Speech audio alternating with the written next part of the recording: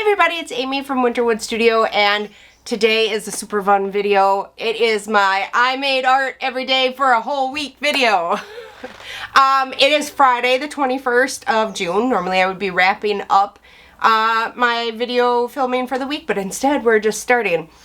Today is the start of my challenge over on Patreon, where I put together a Fill Your Sketchbook challenge, and we'll be doing prompts every day from this Friday until next Thursday. The dates are kind of weird because I had a visit with my sister and whatnot. So I think it's going to be a lot of fun. I've got all my fingers and toes crossed and nobody gets sick and there's no issues and no emergencies and no sprained fingers and no dogs with Lyme's disease, and we'll just be able to do art every day this week.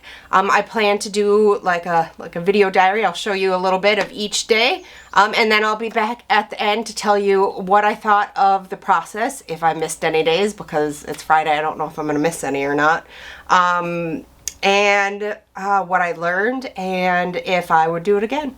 So grab yourself something cozy to drink. Come on in, cozy. It could be something chilly if it's hot where you are. It's supposed to be 88 here today. Grab yourself something nice to drink. Come on in and let's chat for a little bit. Okay, so it is Friday, like I said. Today and tomorrow the challenges are sort of easy. I provided reference photos, and we're going to be doing timed sketching, no erasing, and 10 minutes each for each of I think I picked deer for today and raccoons for tomorrow. So 10 minutes for each photo, no erasing, and I think the first day was one color of pencil, and then day 2 is monochrome. So I'm going to show you that, and then I will be back. Okay, so here is day 1. Day 1 was these deer that I'm looking at right here. I used the color erase to sketch them out. I wish I had put the phone so you could have seen the timer. I really did do 10 minutes for each. Oh, there, you can see it, 10 minutes for each animal. I did slip up and end up, the top deer there, his face looks totally wrong. I did end up erasing just a little bit of his face and then redoing it, but that was the only time I slipped up during the challenge. It was, you can see me doing it, it was just totally wrong. I couldn't fix it without erasing it, so I broke my own rules. Now we're on to day 2, and it is monochrome. So that means you could use multiple items in the same color family. So I got out 4 warm gray markers in 4 value shades to do these raccoons. The top one didn't turn out so bad, but this bottom one, I really didn't erase, and his face was just a mess, and I screwed it up, and I kept trying to fix it, and I ended up just making it worse. So, you know, that happens, I guess. It was all right. Okay, so this is future Amy just popping in here to say, if you would like to take part in the July challenge with us over on Sketchbook Club, the July challenge is going to be tiny paintings. And the rule for that is going to be the paintings can't be any bigger than 8 by 10 inches. I've got some 5 by 7 artist panels. I've got, I think these are some 6 by 6 little canvases. I've got a bunch of different sizes of these small panels. I can't find them. I think I've got 6 by 6. I have a couple 8 by 10s. I think I even have some really, really tiny, I think little tiny canvases.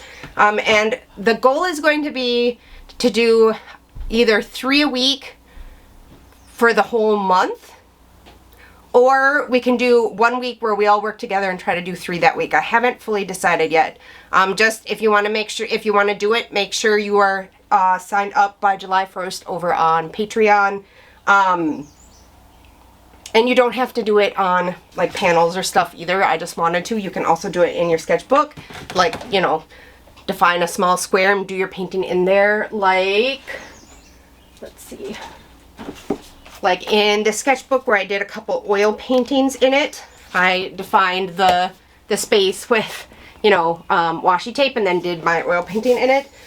So that is also something you could do if you wanted to. You don't have to have panels or little canvases. But that is going to be for July. So now let's get back into this week's video. Okay, everybody, here we are for days 2 and 3. So 2 and 3, we're just to go outside and do some plein air sketching. It is early Sunday morning right now, and they are saying showers on and off all day. And then tomorrow, Monday, they're saying severe storms. So The weather's not cooperating with me, but hopefully I can get out and get a little bit done before bad weather comes in. I think I'm going to, as some of you know, I've been working through like art block and stuff, and I haven't been enjoying my process lately. So I've been changing things up, both with like materials, but also with style. I've been trying to work loose, because I feel like that might be more enjoyable than what I'm doing. So I think my plan for today and tomorrow is to get out my soft pastels and my Meet-In art easel, which they were kind enough to give me in another video where they sent me some art supplies. I can link that down below in case you're interested. And I think I'm going to take them out and just go out in my yard. Not anything big or major, especially with the possible rain/severe storms. Just stay close to home and just go out and have a little fun sketching stuff that's in my yard. So why don't we get into days 3 and 4? Okay, so here I am for day 3, but actually both days 3 and 4, I took my Meet-In easel outside with my soft pastels. I prepped the page with Liquitex clear gesso, and I really enjoyed that. I feel like it had a less streaky finish than the golden pastel ground, although the golden pastel ground was more sandy than the Liquitex, but it worked pretty well to do a quick one layer prep on this page. The pastels I'm using are, I started with Rembrandt hard pastels. Well, they're called soft pastels, but they're my bottom base layer since they stopped selling Prismacolor new pastels open stock. So the base layer is the Rembrandts, and then the top layer and everything else is my Unison pastels, which I really love. You just saw me spraying that with the Sennelier soft pastel fixative. I just did 2 light coats. It doesn't totally fix it to the surface, but it helps keep the sketchbook from shedding dust. And then I still will keep a piece of paper or glassine or whatever in between the 2 pages just to avoid the color rubbing off on each other. I managed to stay looser. The first day I was going for loose, like I mentioned, and just having fun. The second day with the little elf house you see me drawing there, it was not as loose, but still a lot of fun. I had a ton of fun taking the soft pastels out and really enjoyed being outside and out in the air. And I definitely think I should be taking my soft pastels out more than I have been because I forgot how much fun they are. Okay, so here we are for days 5, 6, and 7. So days 5 and 6 are actually going to be mixed media landscapes, and the rule is you have to use at least 3 different mediums to make the landscapes. And I have some good reference photos I took for my recent trip to Lake Superior, so I'm going to be using those, and I'm super excited for these days. These were the ones I was really looking forward to. And then day 7 is going to be how to jazz up, spark up a sketchbook page. If there's too much footage from that, I might end up making that a separate video, but I will let you know when we get to day 7. Okay, so here we are on day 5. I briefly showed the reference photo I took while I was visiting Lake Superior. I started this one with acrylic inks, and I hadn't really had a chance to try these out, and holy moly, I love them. They were so much fun. I actually enjoyed doing both of these landscapes so much that I feel like I might want to try redoing them on a canvas. I did both of them very loose, much looser than I'm used to, and that also was fun. That's where I dropped a whole bunch of the ink. I spilled it. It got on my floor too, but I decided to just leave it and work it into the composition, and that was also fun. This whole thing, like from start to finish, was really like a de-stressing fun process. Now I'm switching to the golden heavy body acrylics here. And I've been talking about like art block and stuff, and then also about possibly not liking the style that I normally have. And if you've been around for a while, you know my normal style is super tight and super realistic. And the process has been very hard for me lately. I came to art. I've been doing here. I'm just using up some extra paint there so that I don't waste it. I thought I could paint on top of this. It's just some acrylic paper. And there's the finished boat. And now here I'm starting on my second landscape. This one is Daniel Smith watercolors, Hemi gouache, and then my Neocolor 2s on top of it. And back to what I was saying, The reason that I was talking about changing my process and doing more loose art is because my why for getting into art, my why was because it was a way for me to de-stress and relax, and it was really more like an art therapy kind of thing for me, because I used it to deal with the stress of having Crohn's disease and autoimmune issues, and the more realistic I got and the tighter I got, the more I stopped enjoying it and the more it added stress to my life instead of making me feel less stressed like it did before. However, and this is a big however, it could be that it is because I'm taking on sponsored videos where I have to turn out those results, or it could be because I'm doing the YouTube videos and I feel like I have to make them come out a certain way.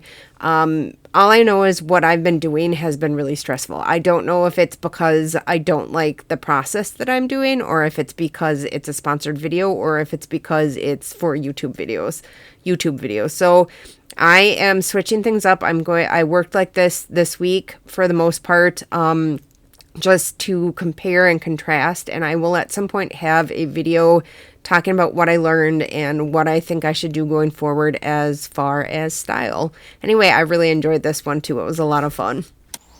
Okay, so here we are on day 7, and I thought we would go back to days 1 and 2.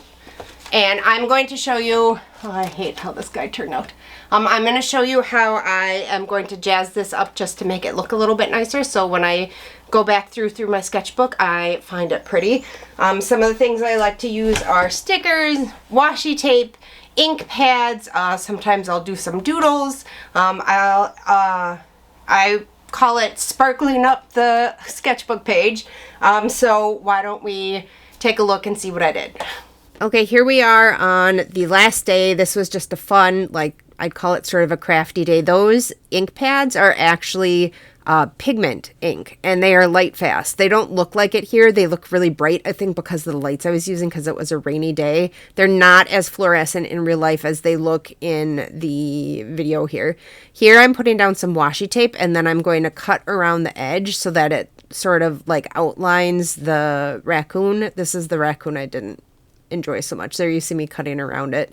Almost like those old masking films that they would use in comic books, for shading, was what I was sort of going for here. And then I also just used some totally non-light fast things like highlighters, and I have some glitter acrylic paint pens you're going to see me use in a minute. There I was just checking to make sure I didn't cut through the paper, and I didn't. Be careful if you do this, you don't cut through your paper.